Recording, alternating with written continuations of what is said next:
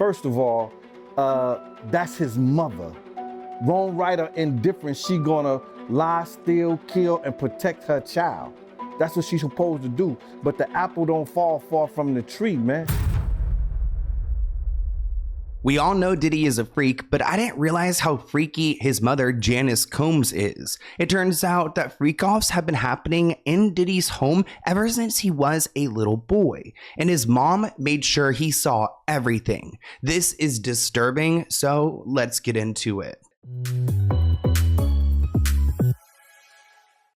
I'll never forget about that viral clip of Diddy and his mother getting IV treatments after having a long night of freak-offs. I mean, it's bad enough that Diddy had taken advantage of so many people, and it looks like he has some weird relationship with his mother. Well, that's what one of his childhood friends says in a documentary, that these freak-offs have roots to wild parties conducted by his mother. Clearly, Diddy is a messed up man, and something happened in his childhood to teach him that this was okay, or maybe something within the industry, but I'm starting to feel like it came from his childhood. Latest reports claim that Diddy just followed the conventions he learned from his household. According to his childhood friend, Tim Patterson, all the freak-off parties at Diddy's residence originated from what he saw in childhood. Janice Combs, the mother of Diddy, used to host wild parties including sexual activities at their home, and for them, that was just a regular Saturday night. Now, Gene Deal did an interview, and he pretty much confirmed that Diddy's mom is just as bad as he is. First of all, that's his mother. Wrong, right, or indifferent, she gonna lie, steal, kill, and protect her child. That's what she's supposed to do. But the apple don't fall far from the tree, man. You know, his mother had a modeling agency, and it was alleged that it was also ladies of the night, a prostitution ring too, or these ladies was doing things other than modeling.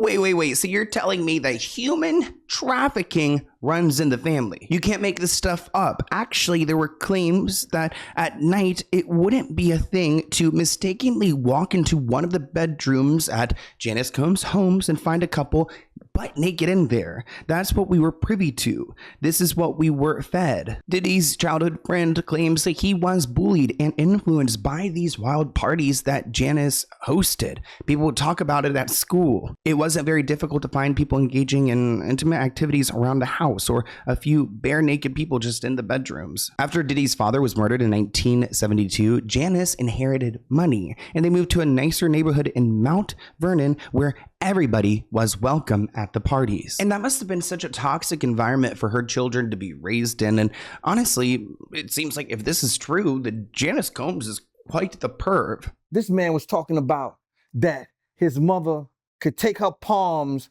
and bend over and put them down on the floor. He's saying that about his mother. Who describes any of their mother actions like that in a sexual way? And then, you know, I don't know how many dudes do kiss their mother in their mouth when they 50, 60 years old or something like that.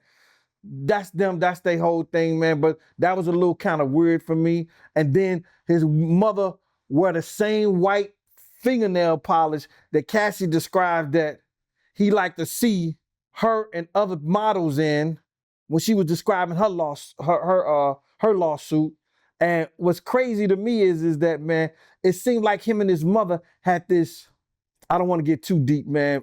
Just say it. Incest. This Oedipus complex thing. You know what I mean? And a lot of people going to say, yo, Oedipus complex. Well, let me just tell you a brief story so you'll know. Oedipus was, it may have been Greek mythology, or it was probably Greek mythology or something like that, but it's a story about a young man that was told that he was going to kill his father and marry his mother. Imagine this, you've been in an accident or someone you love has been seriously hurt. Suddenly you're facing a mountain of medical bills, paperwork, and insurance companies that don't want to pay what you deserve. Now, what if I told you there was a simple solution to this nightmare? Getting compensation when you are entitled to can be tricky, with many personal injury firms giving you the runaround, drowning you in paperwork and settling for less than what you deserve. But it doesn't have to be that way. This is where Morgan & Morgan steps sin. As America's largest injury firm, they've modernized the entire process. With over 1,000 attorneys across all 50 states, they have the resources to take on big insurance companies and give you the money you deserve. And trust me, they don't settle for low-ball offers. Just this year, they secured a $26 million settlement in Philadelphia, 40 times more than the highest insurance offer. And there are plenty more stories like that. You could just fill out a simple form in minutes. No appointments, no complicated paperwork. Everything is done from your phone. Plus, it's totally free unless you win. Morgan & Morgan makes the process easy and stress-free. You can head over to forthepeople.com/Sloan. You can also find that link in the description below to get started. Remember, the process is free unless you win. Thank you, Morgan & Morgan, for sponsoring this video, and enjoy. Wait, that's even creepier when you think about the fact that his dad was murdered in 1972. It's like, did he want his mother all to himself? Again, I don't think that's true, but weird. Now, in other news, it looks like we're going to get justice for Tupac. Actually, it turns out it goes down to this trial of Keefe D. Dwayne Davis. Keefe filed for the case against him to be dismissed last week, but prosecutors hit back in a 180-page filing where they claim the gangster has confessed to being involved in Tupac's murder in every forum imaginable. A full transcript of confessions was included in a court filing, one in particular that was secretly recorded when he was interviewed by Las Vegas police in 2009. The new court papers in the Tupac case obtained by The Sun detail how Diddy was central in the discussion around killing Tupac because Diddy wanted him to be gone. When the investigator asked Keefe, did Diddy play a role in this thing? Keefe replied, yeah, he did. Diddy allegedly told Keefe that the price of their heads was effing millions in front of 45 people who were gathered in a room. It looks like he didn't like Suge Knight. I think I'm saying that right. Suge Knight? I always say it wrong. You guys always clock me. And I'm talking about Tupac, of course, that they wanted them both gone so that they could rule the music industry. Keefe claims that Diddy did not pay him directly for the murder of Tupac, that they had a mutual acquaintance named Eric Martin who had supplied the crew with the murder weapon and then the payment. Apparently, there was supposed to be $1 million that Zip was supposed to bring back, but he ended up keeping the money and buying a nightclub with it. That's what the FBI said. The FBI said that. Yeah. You guys never got any money?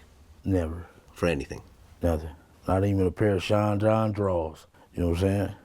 That's crazy. It seemed like Puff do that though. He seemed like every time some bad shit go around here, it look like it's some shit on the grass. He don't step around that shit. He get away from that bullshit. I really hope the FBI is able to figure out what happened with Tupac. More importantly, seek justice for what had happened to him. It'd be nice to figure out in this lifetime while his fans are around and his family's still around so they can get some closure. Now, this new documentary is also talking about Kim Porter, who dated Diddy for 13 years and had 3 children with him. Her third son, Quincy, who she shared with singer Al B. Sure, was later adopted by Diddy. Al B. Sure, whose legal name is Albert Joseph Brown, broke his silence and admitted that he was once warned by Kim Porter that he would get killed if he dabbled in Diddy's lifestyle. Quote, you have to keep in mind what people were fed in this propaganda against me over the years. Oh, Puffy did this and adopted your kid. If you hadn't noticed, his name is still Brown. People thought I was absent and things of that nature. I was basically instructed, and Diddy wasn't too happy about anyone knowing that he had this relationship with Kim Porter. Essentially, he wanted to erase the fact that Kim Porter had ever been with Al B, and by adopting Al B's son, it made it seem like he wasn't part of the picture, that it was just all them, all 4 of them. Which to me is so weird that Diddy wanted to claim this 4th child to make it seem like Al B wasn't there. And he also used the media to try to push stories that Al B was absent when in fact Kim Porter was just warning him to stay away. Al B said Kimberly told him, don't get involved, you'll get killed. Even to the point where I remember, he said before stopping himself.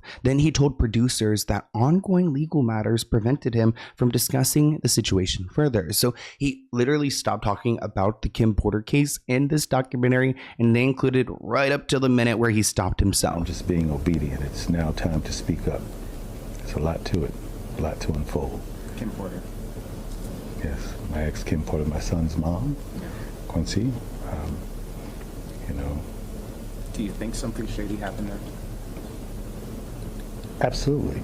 Kim Porter allegedly made Al B promise to not speak about their lives because she was completely in fear for his life. Before her death, she was keeping a diary and things of that nature, he claimed. Someone got the password to her phone and her computer. They found out she was writing what was going on behind closed doors. Now, if the bombshells from this documentary couldn't get crazier, they do. Like this headline, Diddy threatened to eat the flesh of making the band contestant. Diddy allegedly threatened to practice cannibalism on one of the making of the band's stars, according to Sarah Rivers. She said in the film, when he got angry with one of the band members, he said, "You make me so mad I want to eat your flesh." And then he said to another one of the band members, "You're rolling your eyes. I could go get a crackhead and pay them $20 to smack the shit out of you." She says, "Who says that? That's crazy." Sarah is also accusing Diddy of groping her during filming, saying he touched me in a place that he shouldn't have. That was inappropriate. I felt intimidated. I was like, oh my God, like what the heck just happened now? Which I could imagine that, like your boss just grabbing onto you.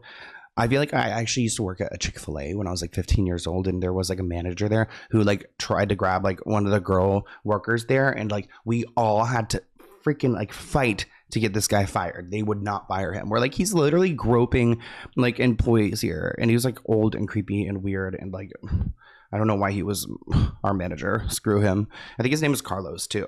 Screw you, Carlos. But Sarah says, I'm definitely nervous because, like I said, I haven't had anything for so long and it's built up. It's been 20 years of going through my mind. This has happened. That's happened. This was stopped. Mentally draining. So she's finally speaking out for the first time. Now, this documentary goes through a timeline, which I can appreciate. And if you guys have been following my channel, you've heard of Travis Scott and Astro World. We've talked about it before. And there was a situation with Diddy back in the day that kind of gives me the same energy. I'm talking about this event that happened on December 28th, 1991. To make some more money, he promoted parties. And at one point, he and rapper Heavy D collaborated on a charity basketball game that was to be hosted at the New York City's City College. Not only was it filled inside, there were a lot of people outside who couldn't even get in. Sonia Williams, whose sister was killed at this event, claimed the local radio stations promoted the game as if it were being held at a 10,000 seat arena. The situation soon turned deadly, with thousands of people trying to enter the venue it could not hold. 9 attendees were killed and 29 were injured. Sounds like a sacrifice. And look at some of these throwback like headlines: Death Crush, horror. It really does seem like Astro World was a repeat of what Diddy did in New York. In the documentary, a friend of Diddy's, a former friend, Lee Davis, claimed that he saw Diddy running around trying to save people. He claims at one point he saw Diddy try to give mouth to mouth and resuscitate people who were there. Gene Deal, who worked as Diddy's bodyguard, remembered things differently, saying, "I never saw Diddy give anyone CPR. If anyone tells you that, they're flat out lying." Which I kind of believe him. I don't think Diddy was doing that either. We have an old news clip montage of different like reports of when this went down. So let's go ahead and react to it together.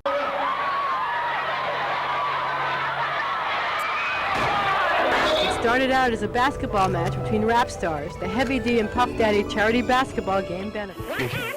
We got a lot of people here dead in the gymnasium, please. See, the problem is that there's people inside the gymnasium. Oh no.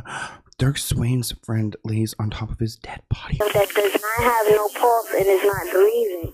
Oh my gosh. Oh my gosh. When you see the video clips, it's like, God, makes it like even more real. Rest in peace to all those people. No criminal charges were filed over this event, but Diddy and Heavy D were found 50% responsible for the deaths. The college was responsible for the other half, which, what does that mean? Like, you're half responsible for them, like, but there's no charges, like any payments? I don't know. All the families were settled and given a settlement amount. Jason Swain, whose brother Dirk died in the stampede, was given $40,000 directly from Diddy, but he never owned up to it. He just said, "I apologize." He goes on to say there's a clip of him saying that it wasn't overbooked. That's a blatant lie. His image is more for him. The lies go back to the City College. Had someone found him accountable, it may have just slowed down the process of all the other things that happened to other people. Now, another man, Sony, was given $50,000, and he claims that it was too low. He looked around Diddy's office and all the plaques and things like this, and he's like, wait, you're going to give me $50,000? And Diddy said, you know what? That's a generous donation, which pissed Sonny off. Sonny felt like this exchange was a slap in the face because he believed Diddy and Sonia were friends. After one conversation, situation, Sonny reluctantly accepted the $50,000 payment. While talking to Diddy, he said, "I don't want to talk money. I want you to help me do something in their memory." I said, "But is Sonia your friend?" And he claims Diddy wouldn't even answer him. What's even more sick about this event that resulted in so many deaths is that it ultimately made Diddy more of a household name. That's at least what his friend Tim Patterson said in the documentary, that he became even more official than he was before. Is that kind of what happened to Travis Scott? I feel like Travis Scott kind of went away, but then he came back like nothing happened. Either way, it is really unfortunate. And Diddy's mother, ew. I mean, I was already looking at her sideways because of her bad hair, but now I'm looking at her like even more sideways because of how she raised her children. I want to hear what you guys think in the comments below. Thank you for tuning into this video, and I'll see you in a new one soon. I love you guys. Bye.